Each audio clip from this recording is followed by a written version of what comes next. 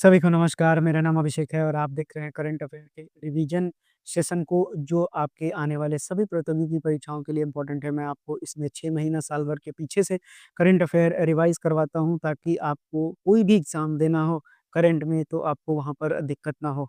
चलिए शुरुआत करते हैं अपने इस सेशन को जिसमें पहला जो न्यूज़ है आपसे पूछा गया है कि who is the current president of the Indian Olympic association जिन्होंने इनॉग्रेट किया है नेशनल मैरीटाइम गेम्स 2025 कहाँ पर किया गया है? तो ये नवी मुंबई में किया गया है और इस सवाल का जो सही उत्तर है यानी पीटी ऊषा यानी डॉक्टर पीटी ऊषा जो है इंडियन जो ओलंपिक एसोसिएशन है उनकी ये प्रेसिडेंट हैं। चलिए बढ़ते हैं आगे।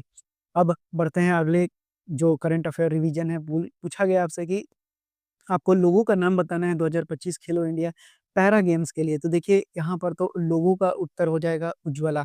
लेकिन आपको यहाँ पर याद क्या-क्या रखना है, तो यहाँ पर आपको याद रखना है कि उज्ज्वला जो है इसका वेन्यू कहाँ पर था? यानी कि जो खेलो इंडिया पैरा गेम्स है, उसका वेन्यू कहाँ पर था? तो ये नई दिल्ली में था। साथ ही साथ नई दिल्ली में भी कौन-कौन से स्टेडियम्स थे जहाँ पर इसको खेला गया है? तो आपको स्टेडियम का नाम अगर बताएँ तो सबसे पहले जवाहरलाल नेहरू स्टेडियम आपको याद कर लेना है। उसी तरह से आपको ये भी याद करना है कि इंदिरा गांधी स्टेडियम, तो देखिए सब नाम तो याद हो जाएँगे, इंदिरा गांधी स्टेडियम, जवाहरलाल नेहरू स्टेडियम और एक और स्टेडियम है जहाँ पर कि शूटिंग होता है। तो ये हैं डॉक्टर करनी सिंह, सभी के सभी डॉक्टर करनी सिंह इनका नाम था। अब इनके नाम पर ही स्टेडियम है तो क्या कीजिएगा? तो ये न्यू दिल्ली में ये सारे के सारे ये जो तीनों हैं, ये किस चीज़ के नाम है? तो ये स्टेडियम के नाम है, इम्पोर्टेंट है, याद कर लीजिएगा। अब अगर बात करें कब से कब आयोजन हुआ था इसका खेलो इंडिया का, तो ये हुआ था आपका 20 से 27 मार्च के बीच में इसका आयोजन किया गया था। 20 से 27 मार्च तक आयोजन किया गया था। अब इसमें जो है टोटल लगभग 1200 एथलीट थे, ठीक है? 1200 एथलीट ये आपसे नहीं पूछा जाएगा और अगर बात करें तो यहाँ पर कितने तरह के स्पोर्ट्स का आयोजन किया गया था, तो 6 तरह के स्पोर्ट्स का आयोजन किया गया था। अब उनमें से नाम मैं आपको बता देता हूँ जैसे पारा एथलेटिक्स, पारा आर्चरी, पारा बैडमिंटन, पारा टेबल टेनिस और पावर लिफ्टिंग और साथ ही साथ एक और भी गेम था, छठा गेम आपको याद कर लेना है ये। अब उसी तरह से यहाँ पर जो सबसे इम्पोर्टेंट सवाल है कि ये कितने नंबर का था? यानी ये जो 2025 का एडिशन था वो कैवाँ एडिशन था? तो ये आपसे पूछा जा सकता है परीक्षा में, तो ये आपका दूसरा एडिशन था। उसके बाद अब आपसे पूछा जा सकता है कि जो इवेंट था उसका एंथम क्या था? जैसे कोई भी स्पोर्ट्स का गेम होता है तो वहाँ पर एंथम रखा जाता है, तो इसका एंथम याद कर लीजिएगा, खेलेगा, खेलेगा मेरा इंडिया, जीतेगा, जीतेगा मेरा इंडिया। मैं लिख देता हूँ आपके लिए कि क्या था? खेलेगा 2 बार है, खेलेगा, खेलेगा मेरा इंडिया। उसी तरह से जीतेगा, जीतेगा, तो जीतेगा भी कितनी बार है? ये 2 बार है, तो जीतेगा, जीतेगा मेरा इंडिया, ये इसका एंथम था। इम्पोर्टेंट है, याद कर लीजिएगा। मास्कोट मैंने आपको बता दिया उज्ज्वला है। अब सवाल उठता है कि और क्या आपसे पूछा जा सकता है? तो इसमें जो मेडल टैली है, ये तो सवाल बनना ही है। यानी पहला स्थान किसको मिला है? तो सबसे पहला स्थान किसको मिला है? हरियाणा को मिला है। अब हरियाणा के बाद दूसरा स्थान किसको मिला है? तो तमिलनाडु को मिला है। और अगर हम तीसरे स्थान की बात करें, तो none other than Uttar Pradesh की बात की जाएगी। यानी कि जो यूपी है, उसको आपको तीसरा स्थान दिया गया है। तो देखिए इस करंट अफेयर से संबंधित इतनी इम्पोर्टेंट बातें हैं, जो अलग-अलग परीक्षाओं में अलग-अलग क्वेश्चन के फॉर्म में पूछा जा सकता है। आइए बढ़ते हैं अगले सवाल पर। अगला सवाल पूछा गया है कि who has been awarded prestigious Jnanpith award 2024 जो कि कितनावाँ नंबर का एडिशन था? 59 था। देखिए 2025 में अगर अवार्ड दिया गया है तो वो 2024 का होगा क्योंकि 2024 में उन्होंने क्या सेवा दिया है? क्योंकि जो प्रेस्टिजियस ज्ञानपीठ अवार्ड है, ये भी पेन भी कभी-कभी क्या हो जाता है, जो प्रेस्टिजियस जो ज्ञानपीठ अवार्ड है, ये किस क्षेत्र में दिया जाता है? तो आपको बता दें कि इंडिया का ये हाईएस्ट लिटरेरी अवार्ड है। क्या है? तो इंडिया का ये हाईएस्ट लिटरेरी अवार्ड है, यानी लिखने से संबंधित जो अवार्ड होता है, उसको लिटरेरी अवार्ड कहा जाता है। तो यहाँ पर किसको दिया गया है? विनोद कुमार शुक्ला। अब विनोद कुमार शुक्ला कहाँ से हैं? किस राज्य से हैं? ये भी सवाल पूछा गया एग्ज़ाम में आपसे पूछा जा सकता है। ये छत्तीसगढ़ के थे। अब ज्ञानपीठ अवार्ड में कितना पैसा दिया गया है? तो देखिए पैसा डिपेंड करता है लेकिन इनको तो 11 लाख रुपए दिया गया है। ज़्यादा भी दिया जाता है कि हाँ भाई दिया गया है, ज़्यादा भी दिया गया है। इससे काफ़ी ज़्यादा दिया गया है 11 लाख से। अब जो है, अब जो पहला अवार्ड था, याद रखिएगा कि मैं फर्स्ट अवार्ड की बात कर रहा हूँ। ये कब दिया गया था? तो ये 1965 में दिया गया था। किसको दिया गया था? उनका नाम भी बहुत इम्पोर्टेंट है। ये है जी. शंकर कुरूप साहब। इनको भी ये अवार्ड सबसे पहले दिया गया था। वहीं अगर बात करें कि 58वां नंबर आपसे वैसे तो वही पूछा जाना चाहिए, लेकिन जो जगत गुरु रामभद्राचार्य हैं और जो गुलजार साहब जो लेखक हैं, ये जो जगत गुरु रामभद्राचार्य हैं, आपको ये संस्कृत के स्कॉलर भी हैं और गुलजार साहब आपको मालूम है कि लेखक भी हैं, प्रोड्यूसर भी हैं, डायरेक्टर भी हैं। तो इनका नाम भी याद कर लीजिएगा। तो ये ज्ञानपीठ से संबंधित आपको बातें थी। अब बढ़ते हैं चलिए अगले करंट अफेयर पे। तो अगला करंट अफेयर आपसे पूछा गया है कि जो थीम है वर्ल्ड मेट्रोलॉजिकल डे 2025 का, वो है closing the early warning gap together. ये याद कर लीजिएगा, ये अपने आप में एक सवाल है। आपसे पूछा जाएगा कि वर्ल्ड मेट्रोलॉजिकल डे की थीम 2025 की क्या है? तो closing the early warning gap together है। अब ये किस दिन मनाया जाता है? तो ज़ाहिर-सी बात है, ये 23 मार्च को मनाया जाता है।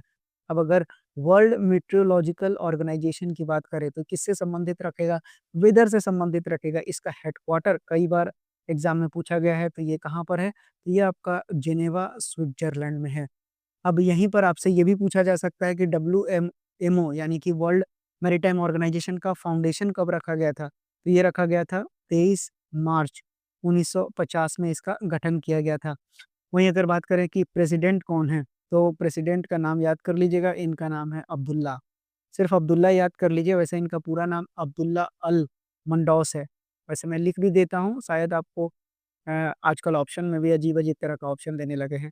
तो अब्दुल्ला अल मंडौस ये इनका नाम है। उसी तरह से जो पेरेंट ऑर्गेनाइज़ेशन है, वो कौन-सा है? तो यूनाइटेड नेशन की इकोनॉमिक और सोशल काउंसिल है। कब इसका फाउंडेशन है? तो ये मैंने आपको बता दिया है। तो इतना पॉइंट्स था इस करंट अफेयर से संबंधित, याद कर लीजिएगा। चलिए बढ़ते हैं अगले करंट अफेयर पे। आपसे बोला गया है कि जो थीम है वर्ल्ड टीवी डे 2025 का, वो क्या है? तो यस वी कैन एंड, और बिल्कुल खत्म करना ही है टीवी को। अब जो है yes we can and commit, invest and deliver इस वर्ष की थीम है। देखिए थीम बेस्ड सवाल तो निश्चित आएँगे आपके एग्ज़ाम में, उसको कोई नहीं रोक सकता है। अब बोला जा गया है कि किस दिन इसको एनुअली ऑब्ज़र्व किया जाता है? तो ये डेट तो आपको याद कर लेना है, 24 मार्च। कम से कम थीम तो थोड़ा-सा मुश्किल है, लेकिन 2-4 बार आप देखेंगे वीडियो को तो याद हो जाएगा। अब याद कर लीजिए कि टीबी, टीबी का फुल फॉर्म क्या होता है? तो इसको बोला जाता है ट्यूबरक्लोसिस। अब ट्यूबरक्लोसिस से संबंधित बातें जान लीजिए कि ये एक कैसा डिजीज़ है? तो ये एक कॉन्टेजियस डिजीज़ है। कॉन्टेजियस का मतलब क्या होता है? कि यानी कि अगर कोई टीबी पेशेंट है और आपके बगल में उसने छींक दिया है, खाँस दिया है, तो जो बैक्टीरिया है वो आप में भी ट्रांसमिट हो सकता है। तो इसीलिए ये कैसा डिजीज़ है? कंटीजियस डिजीज़ है। अब और साथ ही साथ ये किससे होता है? तो ये बैक्टीरियल इन्फेक्शन है, यानी बैक्टीरिया के कारण होता है। अब अगर बता दें कि बैक्टीरिया का भी पर्टिकुलर नाम आपसे पूछा जा सकता है कि किस बैक्टीरिया से ट्यूबरक्लोसिस होता है? तो ये होता है माइकोबैक्टीरियम, और उसका पूरा नाम हो जाएगा आपका ट्यूबरक्यूलोसिस। तो याद कर लीजिएगा इस नाम को भी, क्योंकि ये भी साइंस के सवाल में पूछा जा सकता है। अब आपसे पूछा जा सकता है कि ये कौन से पार्ट को अफ़ेक्ट करता है, यानी शरीर में किस भाग को? तो ये लंग्स को अफ़ेक्ट करता है। लंग्स में पानी भर जाता है, इसीलिए इसको टीबी कहा जाता है। मुँह से खून आने लगेगा। अब सिम्पटम जो है आपको मालूम होना चाहिए, बुखार है, उसके बाद कमज़ोरी होने लगेगा, वेट काफ़ी तेज़ी से गिरने लगेगा, जो खाँसी है उसके थ्रू खून आने लगता है। ज़ाहिर-सी बात है, हेडेक तो होना ही है। अब अगर हम टीबी की बात करें तो ट्यूबरक्लोसिस 2 तरह से हो सकता है। एक जो है लेटेंट हो सकता है, कुछ ही दिन पहले मैंने बहुत डिटेल में पढ़ाया था ये। लेटेंट हो सकता है, और दूसरा जो है एक्टिव टीबी आता है। अब लेटेंट टीबी में आपको सिम्पटम्स दिखाई नहीं पड़ते हैं, यानी कि आपको टीबी है लेकिन सिम्पटम्स बहुत देर बाद नज़र आता है। अब वहीं तरह एक्टिव में बात करें तो एक्टिव जो है इसमें सिम्पटम नज़र नहीं आता है, और वहीं अगर यहाँ बात करें तो सिम्पटम्स नज़र आने लगता है। और जो लेटेंट टीबी है, जब सिम्पटम्स नज़र नहीं आ रहा है, तो आगे चल के जब बहुत ज़्यादा बीमार हो जाएँगे, तब क्या आने लगेगा? तब वो एक्टिव का फ़ॉर्म ले लेगा। तो लेटेंट ही आगे चल के किसका फ़ॉर्म लेता है? एक्टिव का। तो अगर सिम्पटम शुरू में ही दिख रहे हैं तो अच्छी बात है, यानी एक्टिव टीबी जल्दी आ गया तो जल्दी इलाज करके आप ठीक कर सकते हैं। कैसे इलाज होगा? तो ज़ाहिर-सी बात है, डॉट सेंटर आपको जाना है, हर सरकारी अस्पताल में मौजूद है। अब भारत सरकार के द्वारा एक कार्यक्रम चलाया जाता है जिसको बोलते हैं नेशनल, और टीबी मैं लिख दे रहा हूँ, ट्यूबरकुलोसिस नहीं लिख रहा हूँ, नेशनल टीबी एलिमिनेशन प्रोग्राम। अब ये प्रोग्राम जो है आज का नहीं है, जब भारत में बहुत तेज़ी से ये बढ़ रहा था तभी से है। अब ये 1997 का कार्यक्रम है जो भारत सरकार के द्वारा चलाया जा रहा है। अब जो है इसका टारगेट क्या है? तो इसका टारगेट है कि 2025 तक टीबी को खत्म कर देना है। लेकिन मुझे नहीं लगता है कि खत्म होगा, मुझे क्या, किसी को भी नहीं लगेगा, है ना? क्योंकि डब्ल्यूएचओ का क्राइटेरिया ही ऐसा है। तो 2025 तक क्या करना है इसके तहत? तो टीबी को एलिमिनेट कर देना है इंडिया से। तो हो नहीं पाएगा, तो निश्चित रूप से दिसंबर से पहले आपको सरकार का नोटिस मिल जाएगा कि अब इसको और 2 साल या 3 साल एक्सटेंड किया जा रहा है, इस तरह से। अभी लॉन्च किया गया था, तो ये अलाइन किया गया था आपको किसके साथ? तो सस्टेनेबल डेवलपमेंट गोल के साथ, अलाइन विथ एसडीजी के साथ ये किया गया था, टारगेट इसका यही था। एसडीजी के टोटल 17 गोल है, कल ही पढ़ाया था करंट अफेयर का। सो अगर आप नहीं देख रहे हैं तो डेली देखिए, मैं आपको पूरा चीज़ याद करवाते चलता हूँ, वहीं पर आपको क्लास में ही हर चीज़ याद हो जाएगा, जो आपके एग्ज़ाम के लिए काफ़ी हेल्पफुल होगा। चलिए, अब बढ़ते हैं आगे। अब अगला करंट अफेयर देखिए, बोलता है कि थीम जो है इंटरनेशनल हैप्पीनेस डे कब मनाया है? थीम जो है कौन-सा है इंटरनेशनल हैप्पीनेस डे के लिए? देखिए, मैंने आपको कल कराया था इम्पोर्टेंट डेज़ में इंटरनेशनल हैप्पीनेस डे कब मनाते हैं, तो ये मनाया जाता है आपको 20 मार्च को, और इसी दिन गौरैया भी, यानी कि वर्ल्ड स्पैरो डे भी मनाया जाता है। और जो थीम है 2025 की, वो क्या है आपका? केयरिंग एंड शेयरिंग है। याद कर लीजिएगा, 20 मार्च इम्पोर्टेंट है। अब आइए, क्योंकि खुशी सबके जीवन से निकल चुकी है, खुश रहिए, है ना? नौकरी लगे ना लगे वो तो बात की बात है ना? लेकिन काम कोई भी हो, सभी काम अच्छे ही होते हैं। तो एक चीज़ के पीछे मत भागिए कि आप अपना पूरी ज़िंदगी ही उसमें तबाह कर दें, है ना? जितना हो सकता है साल, 2 साल, 3 साल दीजिए, उससे ज़्यादा नहीं, आप दूसरा काम भी कर सकते हैं। अ, आपके सामने जो बैठा हुआ इंसान है वो सब कुछ करके हम बैठे हुए हैं, इसीलिए बता रहे हैं। चलिए, ध्यान दीजिए। अब जो है white hydrogen is valued at $92 trillion in the Moselle region of किस country with a reserve of 46 million tonne. देखिए, व्हाइट हाइड्रोजन जो है 92 ट्रिलियन का मिला है डॉलर का, कहाँ पर? मोसेले रीजन, किस कंट्री में? तो यानी कि ये फ्रांस की कंट्री है, जहाँ पर ये रीजन है, जहाँ पर कि व्हाइट हाइड्रोजन का 46 मिलियन टन का भंडार मिला है। अब सबसे ज़रूरी बात क्या है कि व्हाइट हाइड्रोजन क्या होता है? तो व्हाइट हाइड्रोजन एक नेचुरली एक्सिस्ट करने वाला एलिमेंट है, जो कि अर्थ क्रस्ट में पाया जाता है, और इसका फॉर्मेशन होता है वाटर रॉक के रिएक्शंस के कारण हाई टेम्परेचर्स और प्रेशर पर। और क्या है? तो ये आपका एमिट करता है, ज़ीरो कार्बन को ये एमिट करता है। क्या करता है ये? पेन भी आज धोखा दे रहा है। अब ये क्या हो जाएगा? ज़ीरो कार्बन को ये एमिट कर रहा है।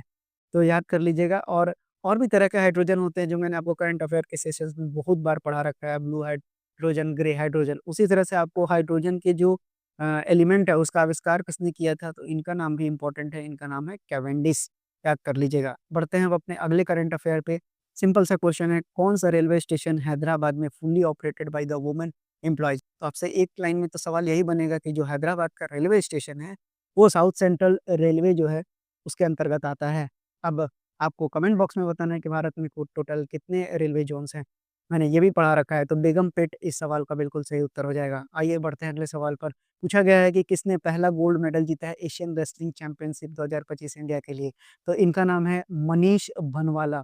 अब मनीष बनवाला इम्पोर्टेंट है, क्यों?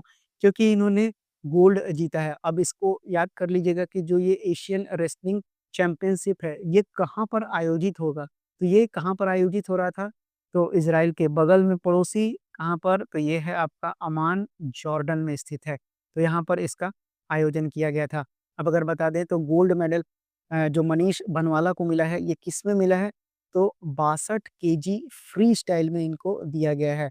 अब अगर बात करें कि यहाँ पर आपसे एग्ज़ाम में बस यही नाम पूछा जाएगा, लेकिन अगर क्वेश्चन हार्ड बनाना होगा तो आपसे सिल्वर भी तो पूछा जा सकता है।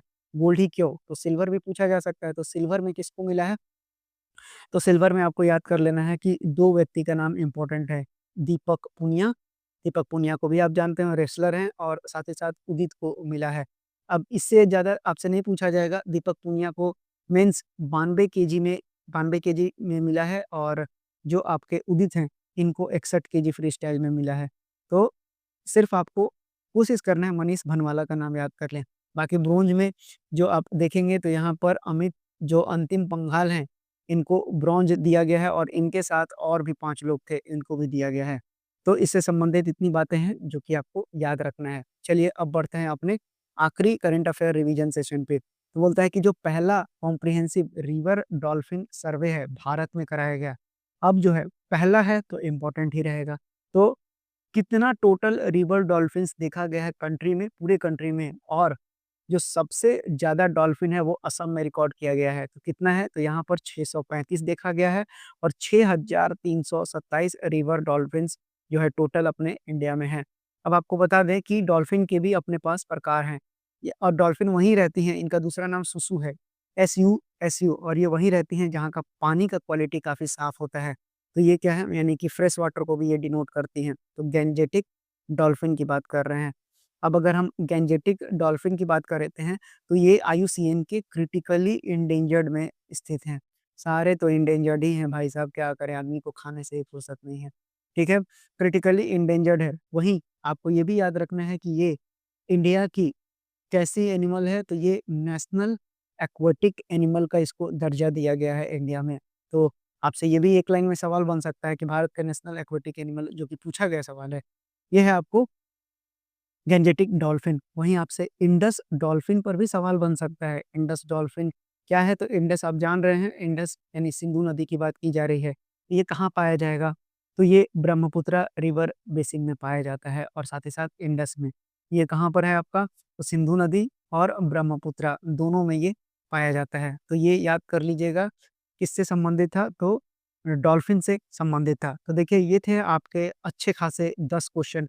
आप देखिए अल्टरनेट डे पे आप इसको रिवाइज़ करते चलेंगे तो आप कितने सारे रिवीज़न कर लेंगे, और एक करंट अफ़ेयर से संबंधित बाकी जितने भी और करंट अफ़ेयर बन सकते हैं, उनको भी मैं ले लेता हूँ। चलिए, कोई भी डाउट हो या कोई भी सजेशन हो, तो आप कमेंट बॉक्स में पुट अप कर सकते हैं। मिलते हैं अगली क्लास में, तब तक के लिए धन्यवाद। आपकी अगली क्लास अब आएगी मंडे को।